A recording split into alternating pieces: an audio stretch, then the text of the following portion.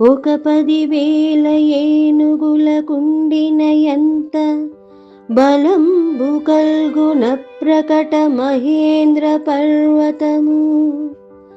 వానర దూర్జటి పాదఘాతనాదిక పరిపీడనా సహమతిన్ దరుసూన మహాభిషేక పక్షికుల విరావ సంస్థుతులు చేసే బ్రసన్నుని జేయనెంచుచున్. కపిలోకేశ్వరుడంత మారుయుగ జంఘా క్లప్తింగుప్పించు యత్నపడంభర్వత ముర్విగర్తకృత ప్రత్న ప్రౌఢ సంధిస్లతన్ విపరీతోగ్రరభంబుగా బెసకియొప్పన్ గానిపింపన్ సరీసృపముల్ బీరనరాలుగా గదలు ధాత్రీదేవి దంతంబనన్. పరమ కపీశ్వరాంగ్రియుగ వారిజఘట్టన జాతలంగణత్వర గుదిలింపగాబడి విధారణ భాగ్దల శేఖరంబులై విసిరిన ఎట్టి కోకనద విభ్రమ వార్నిధియై మహేంద్ర భూధరపతి వేయి కన్నులను దాలిచి నద్భుత దర్శన స్పృహన్.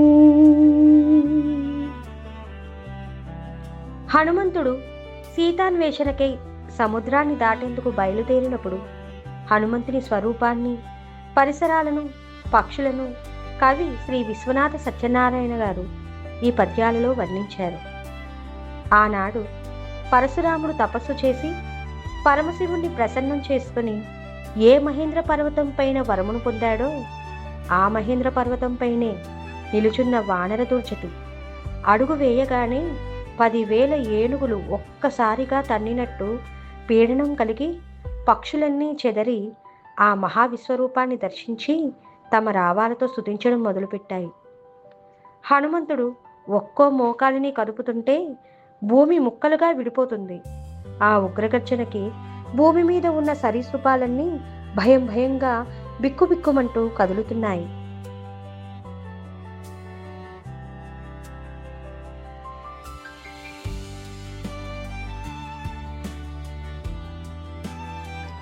అంత ఎత్తు ఎదిగిన ఆ కపీశ్వరుడు ఒక్క ఉదుటున వేగంగా లంఘించినప్పుడు అతడి జంటపాదాల ఘర్షణకి కుదుపబడి అక్కడ భూభాగమంతా ముక్కలై ఆ ముక్కలు పైకి ఎగిరిపడ్డాయి.